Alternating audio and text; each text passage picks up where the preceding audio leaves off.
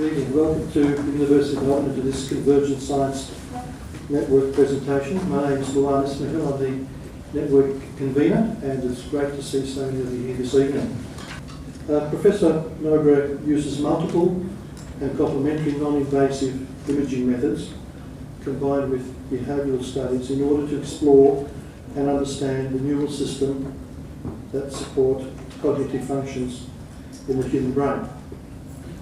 In particular, much of her work investigates attentional orienting, how the brain generates moment-to-moment predictions about events to unfold in order to optimise perception and action. Professor Nobre holds the chair in Translational Cognitive Neuroscience at the University of Oxford. She heads the Department of Experimental Psychology, and she directs the Oxford Centre for Human Brain Activity. She completed a PhD at Yale University and undertook postgraduate studies at Yale and Harvard. She was elected a Fellow of the British Academy in 2015 and is a member of the Academia Europaea. She's a highly cited neuroscientist, a strong advocate for science and public engagement, and has been wondering about brain-mind interfaces since her youth. Please give a warm welcome to Professor Nobre.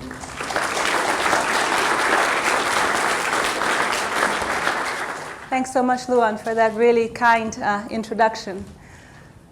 So it's my pleasure to come here today to tell you a little bit about some of the mysterious workings of the mind that I like to puzzle about. And hopefully you will agree with me that some of the things that we take most for granted in the world can sometimes be quite extraordinary when we look at them a little bit more closely. So today I'm going to try to debunk a bunch of intuitions that we hold dear about our perception, that our perception is complete and boundless, that it is true, veridical, that it starts in the outside and reacts to information from the outside or to events in the outside, and that it lives in the present. So as I do this, I hope to leave you with more questions that you came here with, or maybe some different questions than those that you might have come here with. And I would also like to acknowledge that many of these sort of very shaking concepts that we'll encounter tonight have been around actually for a very long time.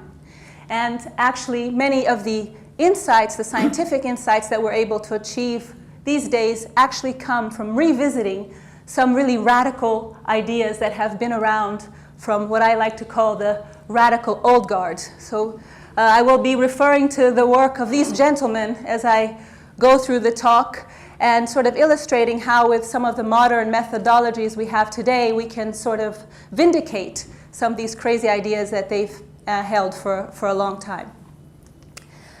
Okay, so I'm going to try to just illustrate to you some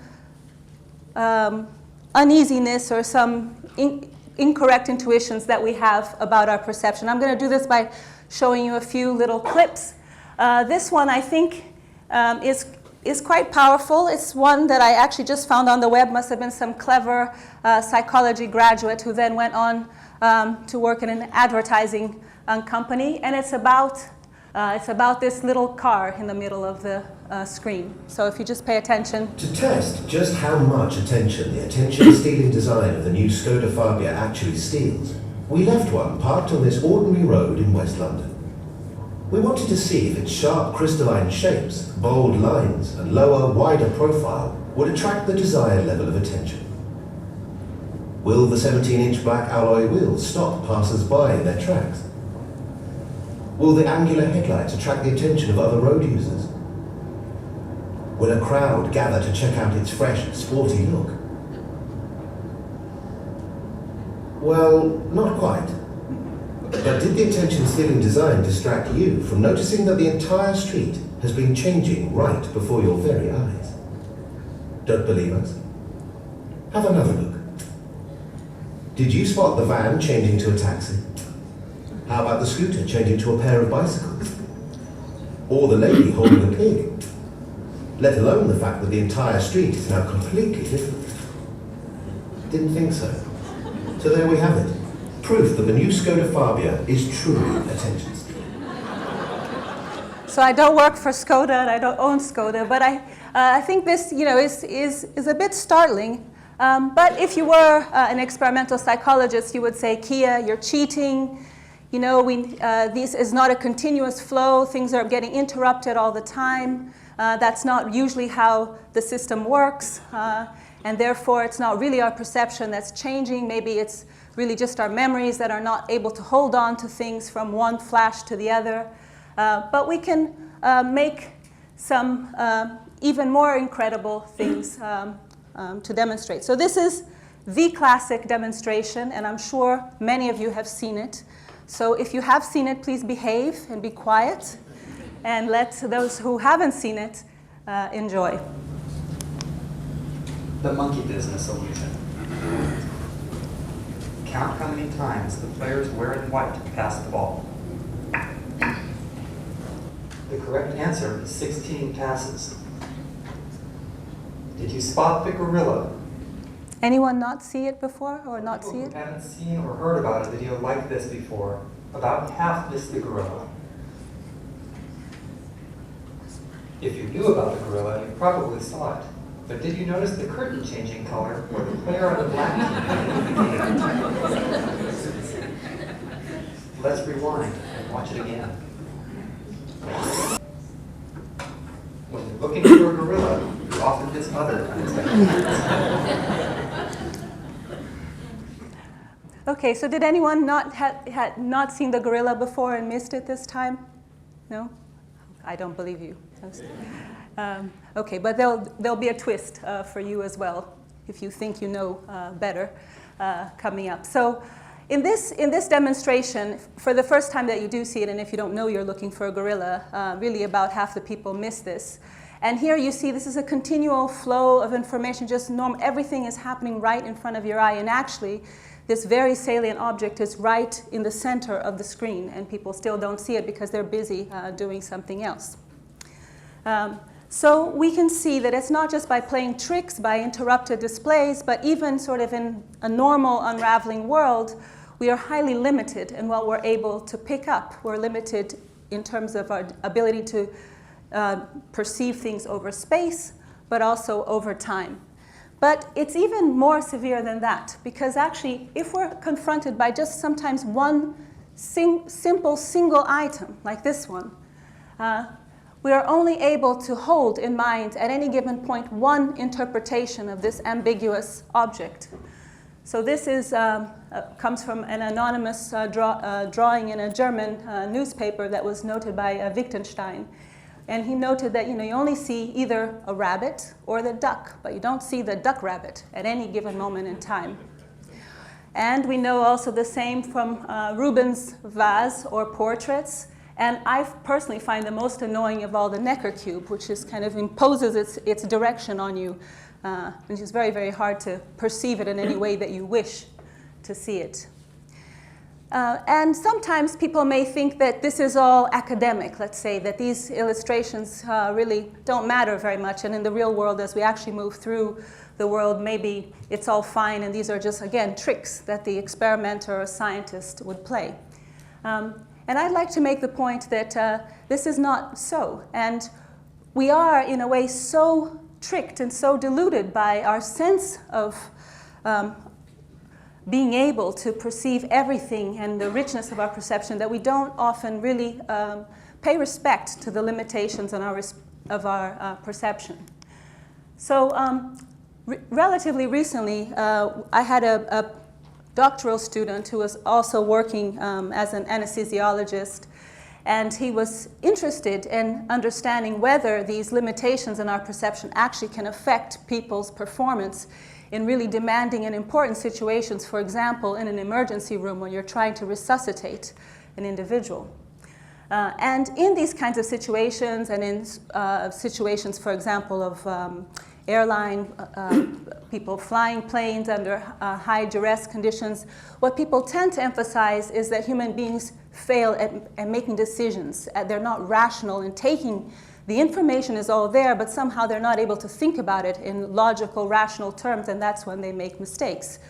But Paul, my student, was interested in understanding whether it is also these limitations in our perception that you don't actually take in things in the first place very well in some cases that might actually also lead to problems. And in fact, errors, medical errors, is a huge percentage of actually fatalities and things in the resuscitation situation. So he actually worked with a team that delivers simulations of resuscitation on this dummy. It's a very fancy dummy patient that has all kinds, you can program it to have all kinds of problems and emergencies, and all the situation can also be programmed around.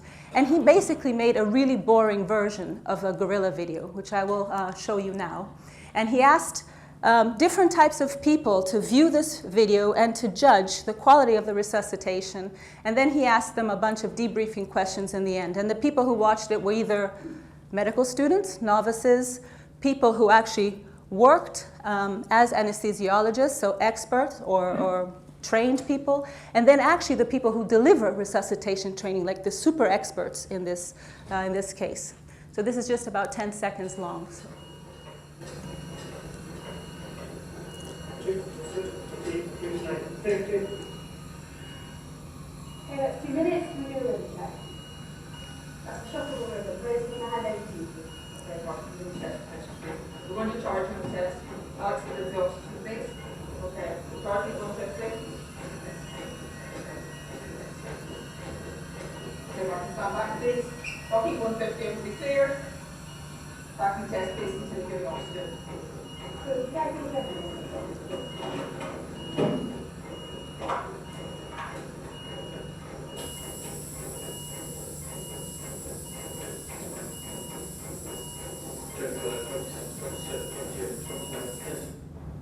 Okay, so I don't know if people noticed anything funky going on in this video.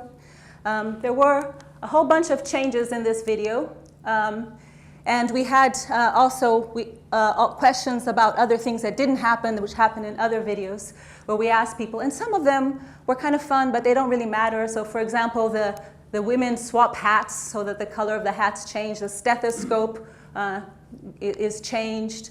The person, the human beings, these two people swap in the video. And all of these things, in a way, don't matter. If they had swapped in a situation, like maybe that wouldn't have affected the patient. But actually, the mode of providing oxygen to the individual changes. And also, at some point, the whole oxygen system of delivery disconnects and makes a very loud hissing sound. And if that were to happen in a resuscitation case, that would kill the participant or the patient. So these numbers here are the percentage of the novice, the trained, and the experts who actually noticed any of these changes.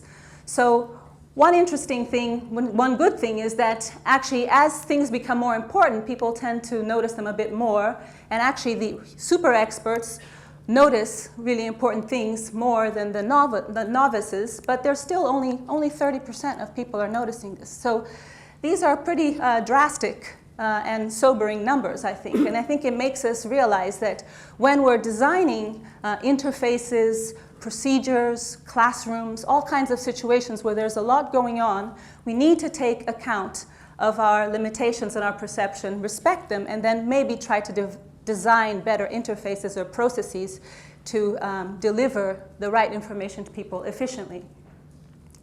And Paul has also now taken, so this crew here is the crew of people who run these simulations, and he's trained them as to become sort of amateur actors so that they now actually perform all these tricks live with students coming in, medical students, in situations where they themselves are actually having to do the resuscitation, and all kinds of things go wrong and change, and they try to understand the extent to which people actually also misperceive or miss things as they're actually unfolding in real, four-dimensional life and not just on a 2D screen. And the numbers get much better because there's a lot more information and many more cues when people are embedded in real-life situations, but they're still very, very alarming. Okay, so hopefully you're now beginning to doubt that your perception is really as good as you thought it was and it's complete, and you think, well, perception maybe is quite selective. It's selective across space, time, and in mind. And actually, we probably only perceive a few items and actually maybe only actively interpret one at any given time. Okay, but then we may think, well, okay, maybe perception is not very complete, but it picks up what it can in a veridical way from whatever's out there. So it's just kind of a poor copy or a poor reconstruction of what's out there in the world. So is that the case? Okay, so I'm going to try to argue that that's not the case, and I'm going to show you the other side of perception, which is to ask you to look at the screen, and a bunch of scenes will flash, and just see if you can detect whether these scenes contain a car or not.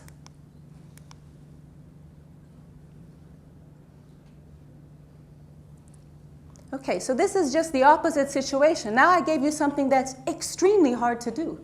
But you had no problem probably in figuring out if there were cars, and you didn't know where they were going to be, what kind of car, what size they were going to be, yet you could pick up this information from the scenes. If I asked you about other things about the scene, now you will have no idea whether those things were there or not. So perception is not really veridical, it's actually adaptive. It's actually there serving our ongoing goals, and as long as you know what you're looking for, then you're pretty good at picking things up most of the time.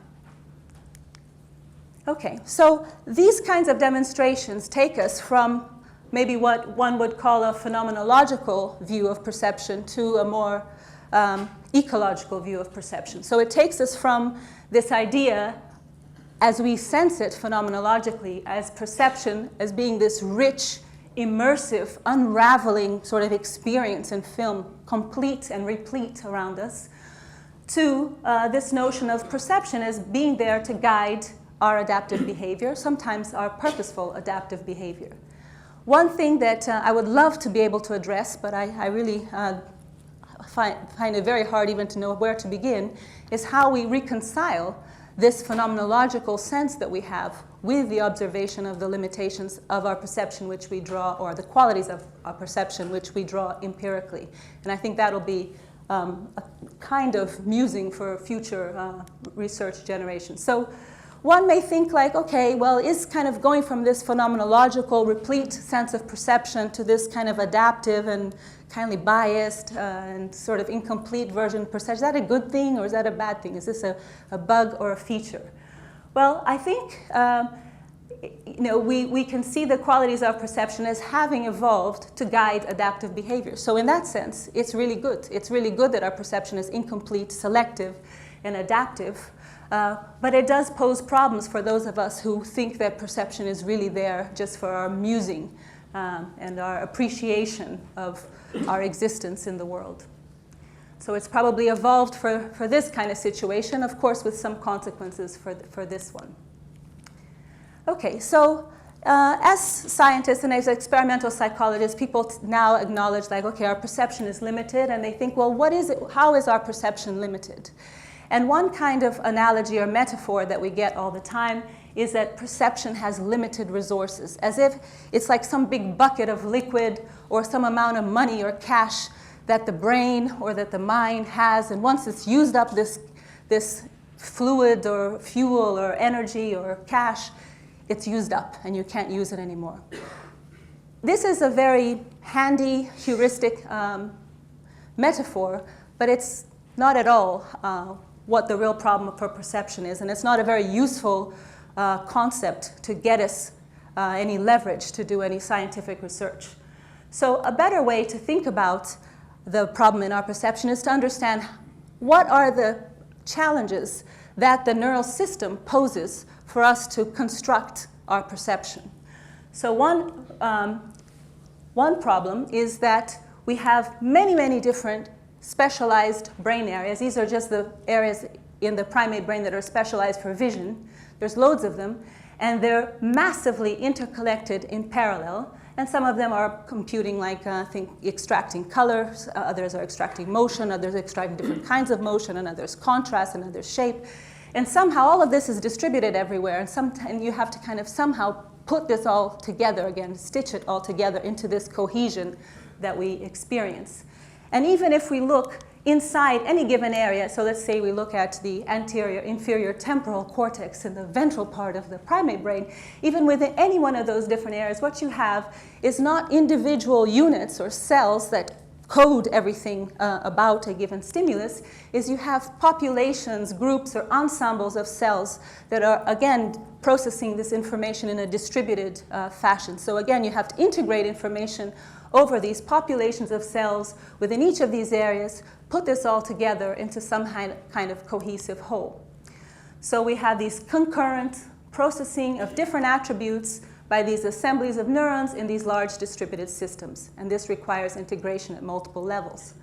Furthermore, if we look at any one of these cells in inferior temporal cortex, we have another problem that perception faces. So some of these cells, they have very big catchment areas, what we call receptive fields, and many things fit into the receptive fields of the cell. So for example, if you were looking straight ahead at the middle of this figure, and if I were, let's say, magically recording from one of your inferior temporal cells, it might pick up a big area like this.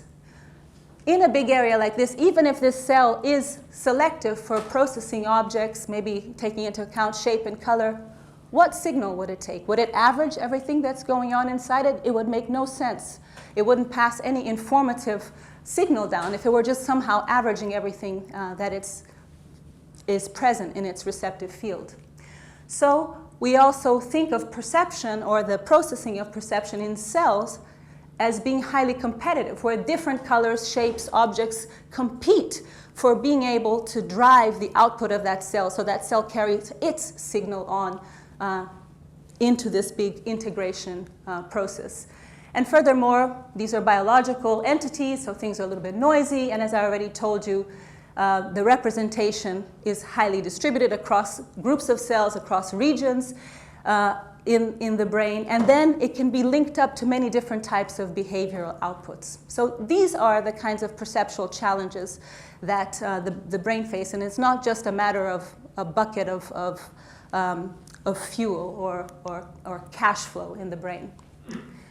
Okay, so the next intuition that I want to debunk is this idea that perception starts outside. And this is what we think more or less happens, like, for example, in the case of vision. We tend to think like, well, we have a bunch of points of light hitting our retina, we integrate them, we pick up some features, we integrate these into objects, then we integrate objects into some events, and we integrate the events and objects into these episodes, and we go from outside to inside, all the way to recognition, and then storing things in short-term and long-term memory. And we tend to think of the brain as basically, this is like recording average electrical signals from electrodes that are picking up visual information from the brain. And this is kind of the textbook image that we have, which is the brain is doing nothing before something happens, in this case a flash of light, and then it generates a response. This flash of light comes in, it picks up, activates your retina, then it goes in, retinal cells combine with one another, and go on and on and on in this integrative process that I told you about. And I always have to apologize in my mind to the Hilliard, who's one of my great heroes who made this figure, because this figure is very beautiful in many other respects. But actually, again, when we look, and when people looked a long time ago, they realized that the brain is not flatlining. Your brain is not just dead when no stimulation is hitting it. Instead, it's full of activity. So the first person to record activity from the human brain was Hans Berger. And when he connected up electrodes to people's brain, this is his apparatus that he used, which is now in a museum in Jena. What he saw was not a flatlining brain, but he saw a brain that was full of these ongoing rhythms. And the most prominent one, the first one he mentioned, he called alpha, and then he described alpha, beta, gamma, a whole bunch of other rhythms that he found in the brain. And he showed by comparing it to this sort of a sine wave that it's kind of more or less about at 10 hertz. So for a long time, people thought that this alpha band was just actually some kind of resonant idling noise in the brain, and it was actually a sign of the brain kind of when in the visual system, when it's kind of off, it kind of just resonates in this alpha, and it was really thought to be not informative in any way at all. Nowadays, we can record in much fancier ways than Berger was able to. So this is like an MEG trace recording. And we can look inside any trace from any one sensor, and we have methods to decompose this into its various constituent rhythms. And we can very prominently see, anyone can record these alpha waves, they're very, very prominent in the brain. And people have started, again, things come around and go in and out. In fact, people have started asking whether this kind of alpha, these rhythms like the alpha rhythm, whether somehow they're tapping into states of excitability in the brain, and whether therefore they might actually regulate the quality of perception depending on when things happen in relation to that rhythm. So this is a real cottage industry at the moment. Everyone is studying how alpha and the state of spontaneous alpha band activity actually has consequences for perception. So this is just a study that I picked out, which happened to be published very recently by a group in Germany, showing that this is like in the 10 hertz, when alpha goes down, these are comparing conditions when people did or did not perceive a very faint stimulus. So just spontaneously, if you take when people perceived or didn't perceive a stimulus and you compare them and you look at what rhythms are going on in the brain, you can see that when alpha goes down, people are more likely to perceive a stimulus. So this idea that alpha is an inhibitory rhythm, but it's actually, and this is shown by other studies, incredibly exquisite in controlling which bits of space are open to reception at any given time. And this is just to show, if you look in Google Scholar, if you look at like spontaneous alpha activity perception, you get loads of papers in this area nowadays. And using other methods like MRI, functional magnetic resonance, where we look at the changes in blood flow correlated with the changes in metabolism, correlated with the changes in activity in cells.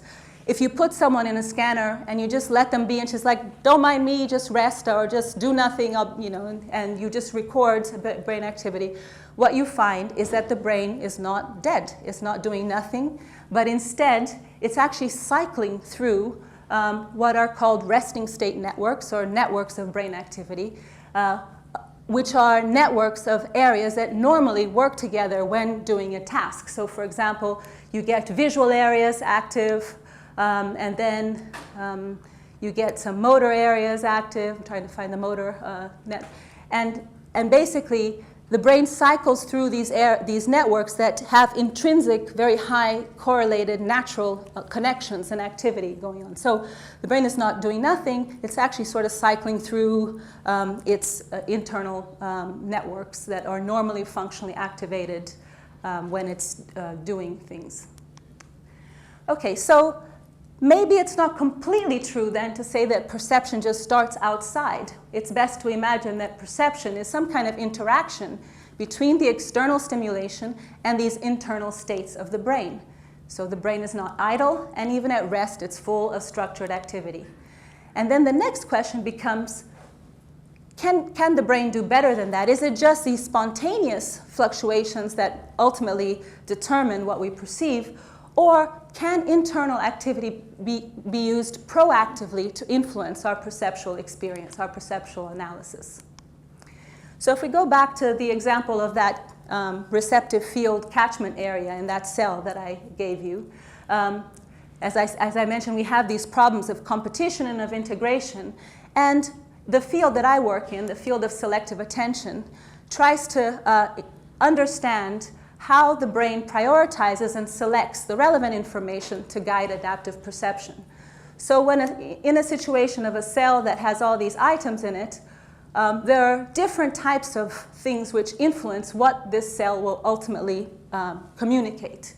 So first of all, we don't have that case here, but for any given neuron in a visual system, it will have an intrinsic bias that it's learned through evolution toward picking up things that are loud, fast, shiny, big, as opposed to quiet, small, dim, things that are changing versus not changing. So these are what we call bottom-up biases, things that over evolution the system has learned to pick up on because they could have survival value for us. But in addition, we also have demonstrated that whatever is important to you, for example, you are looking for cars in those pictures, those things will change the receptivity in these cells a priori so that it will tend to pick up the things that are relevant according to your task goals. So we have what we call these top-down biases based on our goals. So ultimately, we have these bottom-up, and these top-down biases will help you then select items to integrate them and then guide behavior. And I'll just show you, this is another seminal experiment that's been carried out by Calazzi, where they recorded from these cells in the monkey brain, from cells in this area that I showed you, IT. And in these cells, these are cells that have a catchment area that includes both of these objects in their receptive field. And the task is the animal is given an item, and then there's a blank display. They have to keep this item in mind, if primates have minds. And then here, when they're confronted with this array of two items, they have to make an eye movement toward the remembered item. And here it's important to say that there's two items always in this display. So what happens is, first of all, if you look at this period in time at the queue, depending on what object you show, maybe the cell is very receptive to that object or not, so sometimes it'll be a very effective item to drive the cell in solid line. So these are a number of outputs of a cell over time, so spikes. Or it won't respond very much to that item. And in addition to having an initial big response, you can see that the firing rate of that cell is also modulated depending on if that item is going to be relevant for behavior. That cell stays more active than if the item that it doesn't like is going to be relevant for behavior. And then once the array happens, and it's always the same array that hits the cells, but the response is totally different depending on whether the effective stimulus is relevant to the cell or the other stimulus is relevant to the cell. So the same stimulation in one neuron will have a completely different effect depending on what's relevant to the animal. So hopefully that shows you that these are very adaptive and flexible mechanisms.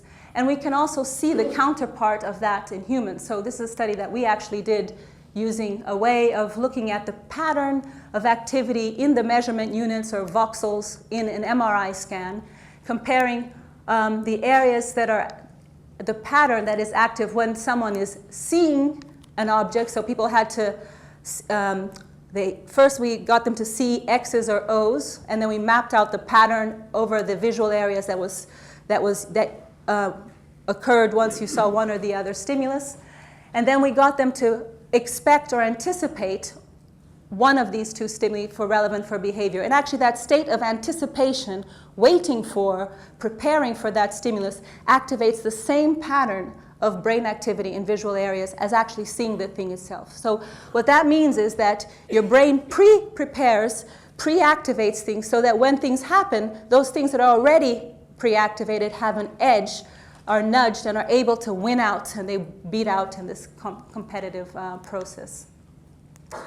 Okay, so hopefully now you're thinking that maybe perception is not completely reactive, and this is a beautiful study, I think, by Wundt, showing that the brain also exquisitely prepares for things that occur in time as well. So he showed that the time it took for this participant to run upon hearing a loud clang sound was much faster if the participant could see the apparatus that generated the clang sound, so that he could anticipate exactly when that clang sound would occur, so he'd be ready to dash off. So it's not just that the brain is picking up and nudging things to pick up from the world, but it's also preparing to perceive events and make actions precisely at given moments in time.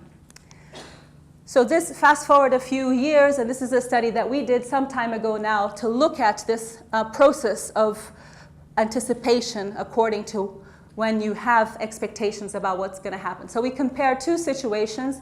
People had to look at this center cross, and we compared this situation where we had a little ball moving across the screen in regular intervals and in a regular spatial trajectory, and people had to make a response according to a shape that appeared at the end, so they knew both where and when something would happen, or this kind of slightly more shambolic situation where it's arrhythmic and also the ball doesn't move in a spatial trajectory. And if we do this, what we see is people are obviously much better at reacting to the former situation where they know when and where something's going to happen, as opposed to when they don't exactly know when and where it's going to happen. And then we recorded brain activity for this little event coming out from outside the occluder, and we get a visual response. The gray line is when people didn't have much information about where or when it would happen, and the blue line is when they knew where it was going to appear, but they didn't know when. And you can see that there's an enhancement of the first response here, and we can see that it happens exactly over the visual sensors where we expect the brain to be processing this stimulus here. But interestingly, this was quite fun when we discovered it, if you actually combine temporal information with spatial information, this effect is much bigger. So if the brain knows both where and when something's going to happen, the initial response to that thing is boosted tremendously. So again, this shows this preparation for perception in space and in time. And then we ran another study where we were able to look at what happens during this period of occlusion where nothing is happening on the screen. And I told you a little bit about alpha waves and alpha rhythms, and there's a big literature talking about how alpha is modulated by spatial attention and how alpha goes down at the locations where you're attending something in space. And so we wanted to know if we compared this condition with the temporal information with this other sort of more random condition, whether we would be able to see the brain preparing for the event to happen in time. So we wanted to see if something would happen to this alpha rhythm. And here are the effects. So in this experiment, there's one ball before the occluder, then there's an invisible ball jump behind the occluder, and then the little ball comes out after the occluder. And this is if we record the rhythms, and this is just focusing in kind of between 4 and 16 hertz. Here's the alpha band. And nothing's happening on the screen. But when you compare the rhythmic case to the arrhythmic case, you see this alpha going down, going blue, in the right tempo of this anticipated rhythm that they've experienced before. So nothing is happening, but the brain is proactively preparing to perceive this thing, not only by reducing its alpha, but by doing it with this temporal profile in order to anticipate the event most when it's likely to occur. So hopefully now I've debunked this idea that perception is reactive, and you can replace this or upgrade your notion with perception is proactive. So the brain proactively anticipates stimulation to guide perceptual analysis, and therefore perception is this interaction between external stimulation and internal, not only random states, but also these voluntary or proactive anticipatory states. Okay, so our perception is not reactive, but we all know what's going to happen next, right? So we always are expecting things to happen. And again, this is an old idea. This is an idea that William James talked about. He talks about this organic adjustment or ideational preparation or pre-perception, which is a term he borrowed from someone else, is concerned in all attentive acts. So by this, we think we have goals in mind which kind of influence the receptivity of our brain's cells to locations, objects, features, time, in order to enhance perception. So the final myth is that perception lives in the present, of course.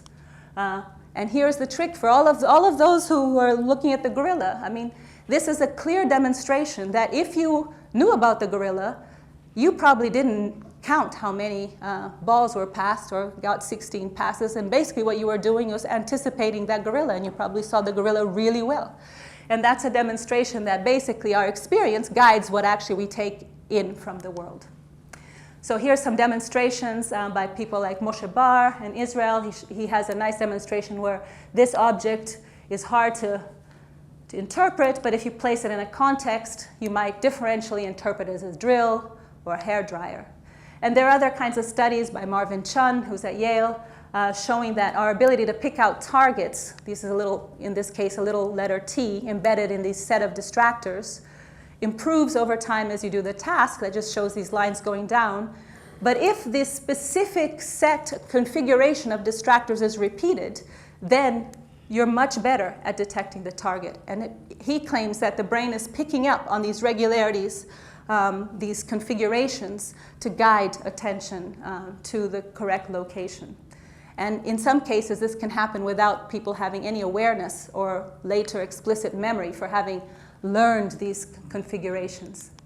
This is our kind of version of trying to develop a task like this that would enable us also to look at what's going on in the brain and how the brain is doing this. So we have this task where we get people to look at scenes, and we ask them to look for a small hidden object, a little key, so which is here.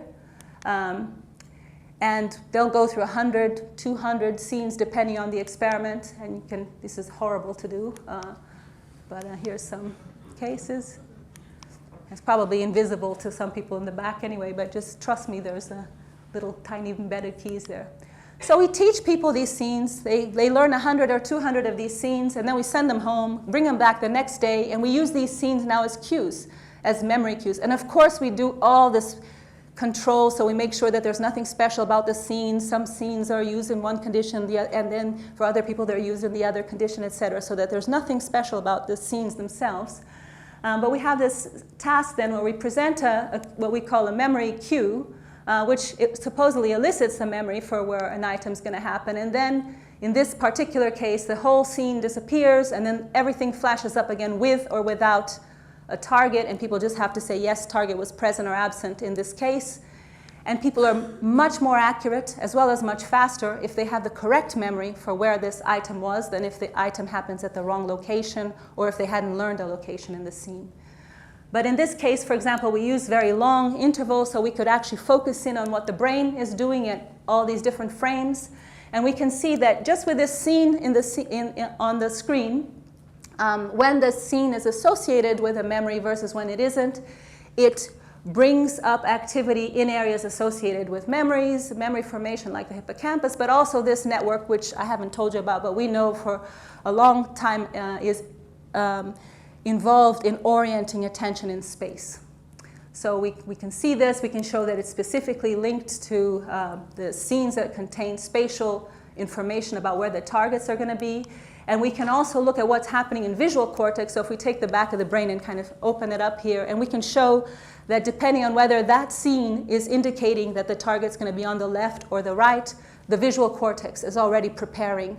So it gets activated or nudged up if it's expecting the target to happen there or not. Again, there's no target on this scene. These are just scenes. They're all nicely controlled. So again, this shows that our memories are now changing the receptivity of our brain all the way down to visual cortex. And we can also do this using electrophysiology methods, where we can see, again, that alpha band changing in anticipation for where the target's going to be. And then when the target happens, we can see that there's already a change in the very first response that the brain gives to that target, according to whether it's compatible to the memory it had or not. So perception in the present, not so much. It seems that perception actually uses the past all the time to anticipate the future. And again, this goes back to a very old idea, the idea of Helmholtz, who talks about reminiscences of previous experiences act in conjunction with present sensations to produce our perceptual image.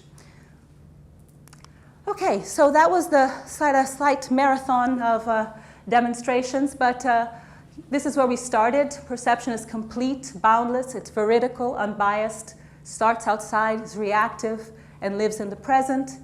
And hopefully I've disturbed some of these concepts and given you a different view of perception, more ecologically adapted to being selective, adaptive, being this interaction between external and internal states, being proactive, and using the past to anticipate the future. So thank you very much.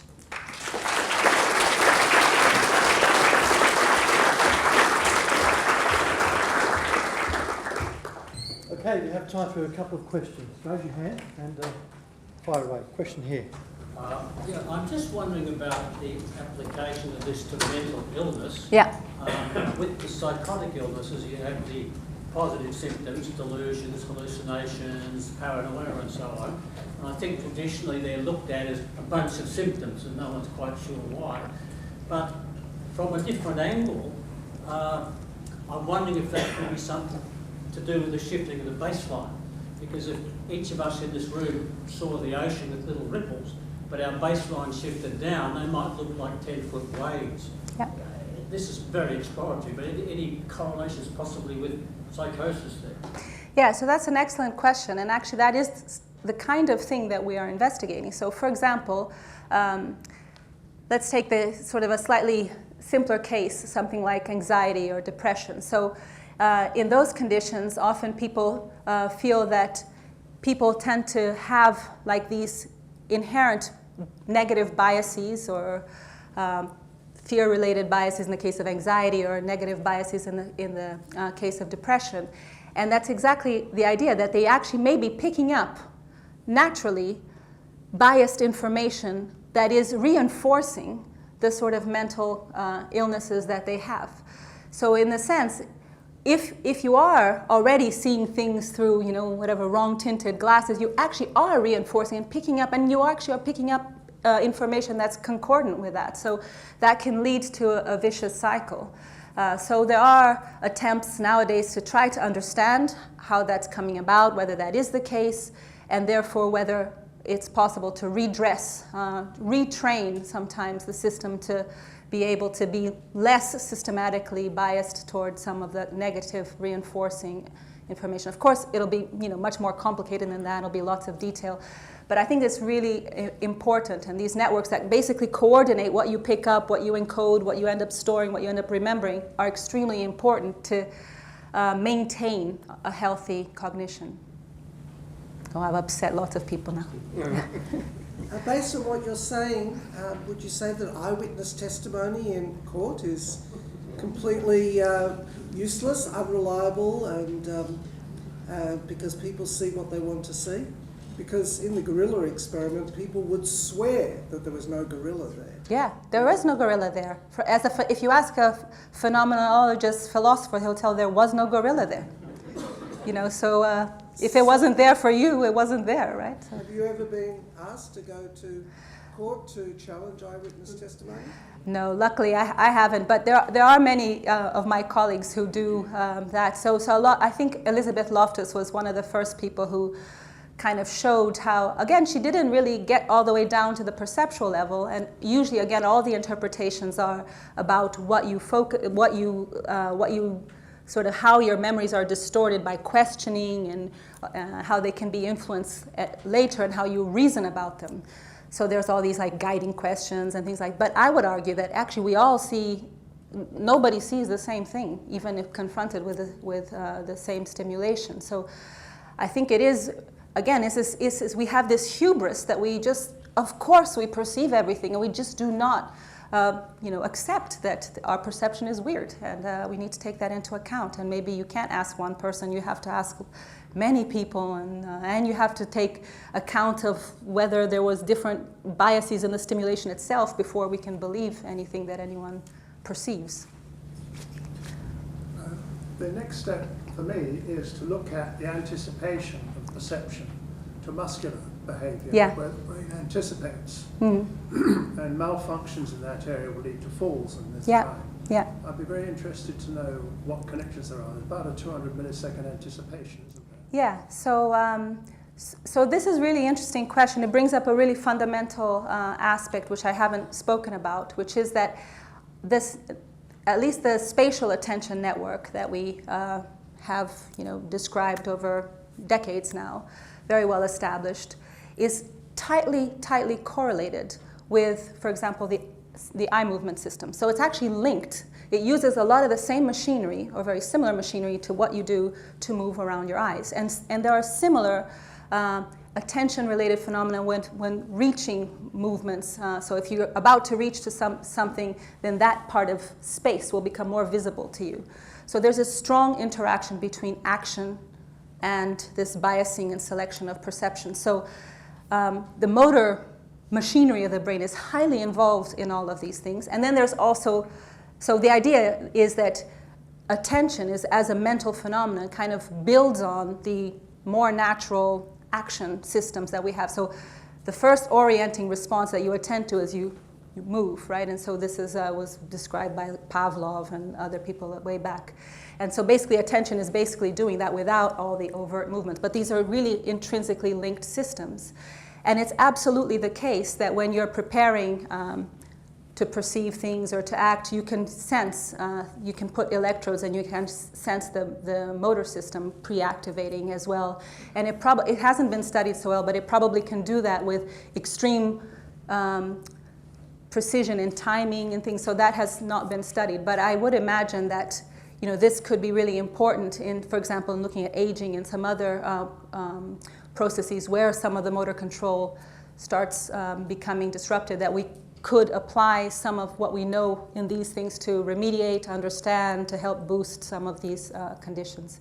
It's not as well explored an area as it probably should be, but it's a very important one. It's the particular area Yeah. of great importance. Yeah. Especially interesting. Yeah, that's true. And I think there are a lot of people now, they're looking at falls and the relation to falls and cognitive performance and falls and sort of incidence of neurodegeneration. But this link that from what you've articulated probably should be looked at much more than it has been so far. So there isn't very much systematic work on that.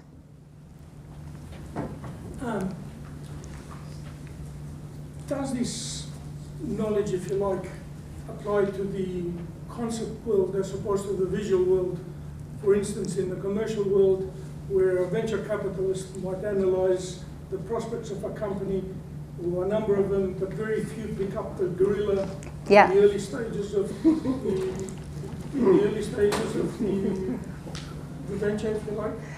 Yeah, so are you saying, let me see if I understand it, are you saying, does this prioritization and selection apply to conceptual things? Is that what you mean? Exactly. So I'm so glad you asked that, because yes, my lab was the first one to show that that is the case. So actually almost all of attention, not in venture capitals or anything that elaborate, but almost all of attention research is the kind of things that I've shown you, like getting people to perceive things, make judgments, is this tilted this way or that. It's all about the early pickup of information. And but how does that relate to artificial intelligence models that try to, if you like, put it all together where normally people wouldn't because of their prior yeah, biases and so I think these, okay, so these are two different issues, but this notion of, let me just answer the conceptual stuff first. So like if you actually give people a bunch of things and then take them away, and then you get them to orient attention in different ways, you can see that their performance based on whatever you tell them to attend to or however induce them to attend to changes drastically. This was thought absolutely categorically not to be the case until until our study, which is 2003 or so. So before there was this thing saying, once it's out of sight, once it's out, everything is accessible or not accessible, and that's not true. So we've shown that you actually can manipulate things in mind, and you can, enhance excitability to things. And obviously, even if you're trying to recall a long-term memory, that's also an act of selection and prioritization. You don't recall everything you ever experienced at the same time. So all of these things are vectors of excitability. The deep mind and some of the artificial intelligence and predictive coding things, they actually basically use a lot of the, I don't know if they use these concepts or not, because a lot of times they're not very well grounded in the literature, some of these people, I'd hate to say.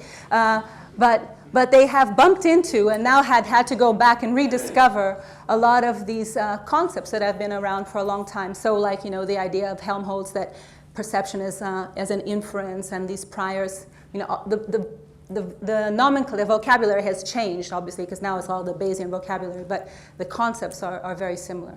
So, yeah.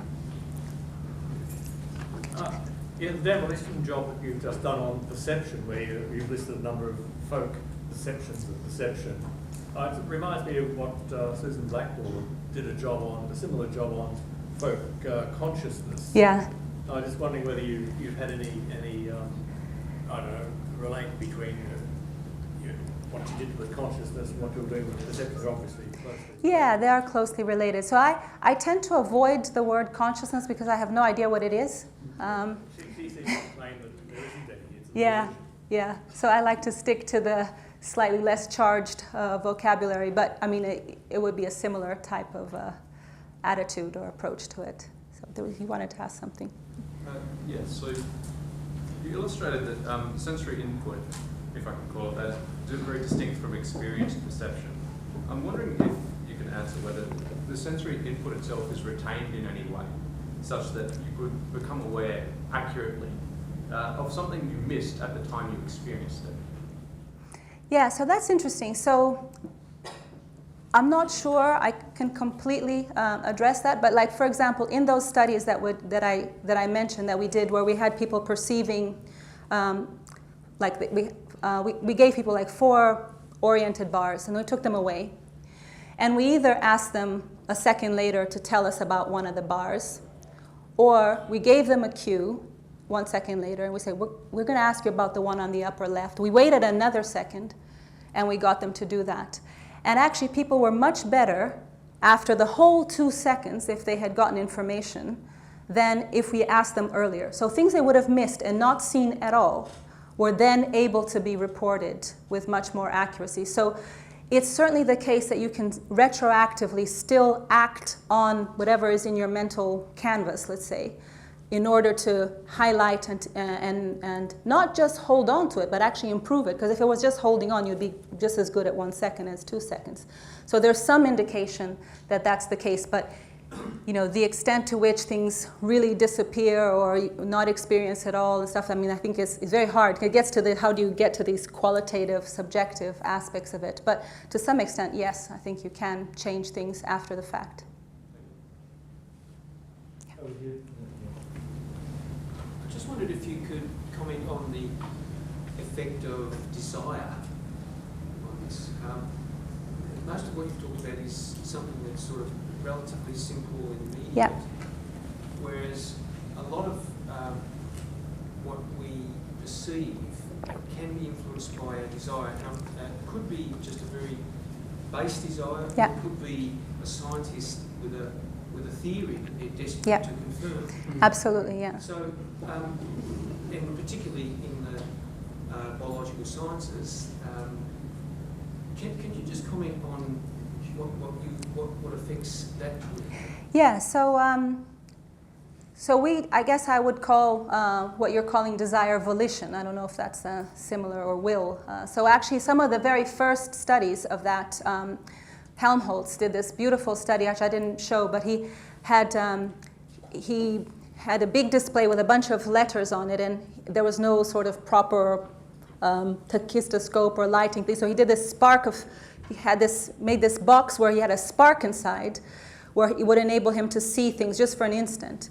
And he showed that, obviously, surprisingly, if you just have a spark, you can't see the whole display. But if you volitionally decide, I'm going to focus here, I'm going to focus here, you can then reconstruct the whole thing. So in that sense, a lot of attention research is based on these voluntary volitional cues, but they are studied in these very bare bones and simple, let's call them, I hate this word, but paradigms, as opposed to what you're saying, that this actually generalizes to all kinds of levels and I agree with you. It's just that if you want to sort of study this at a mechanistic level in the brain, then you have to reduce it to the bare bones like this. But I do think that this is absolutely a generalizable process, exactly as you say, and it's a real problem because we do sometimes end up reinforcing and seeing patterns in data that agree with our view of how they should be, and that's. And again, maybe we should throw out all of science. Oh my God, we're going to throw everything out by the end. I didn't want to debunk all of science and all of memory. And okay. Great presentation. Really appreciate it. Just opening up some thinking. But a lot of what you're describing was really diving into what perception really is and getting some more fidelity around it, which is fabulous.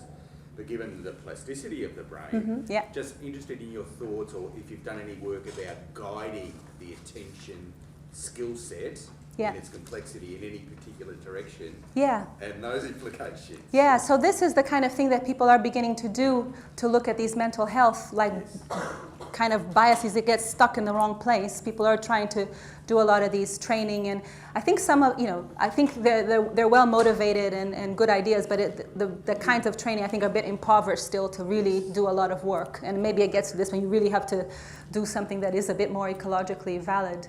But one really important aspect, which I didn't talk about, which I do in collaboration with a great colleague of mine in Oxford, is to look at these attentional biases in development in children, because actually that's when children are picking up everything they know about the world, in school and things. And actually actually being dumped into a classroom with everything's happening at the same time. They don't have a chance to actually pick up everything. And then furthermore, the teacher says, Johnny, you go there, get your pencil, sit down, open the book, and by the third instruction, they can't keep that in mind. So, again, it's like if we can respect the qualities of our cognition, then maybe we could actually, do much better and training normal brains of people to pick up more of the world. So. Thank you. Thank you, Luan.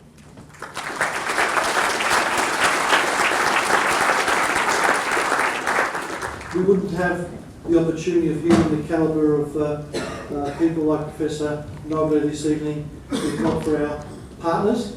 So we want to thank them for their generosity in making these gatherings possible. So thank you to our partners. I'll give them a clap.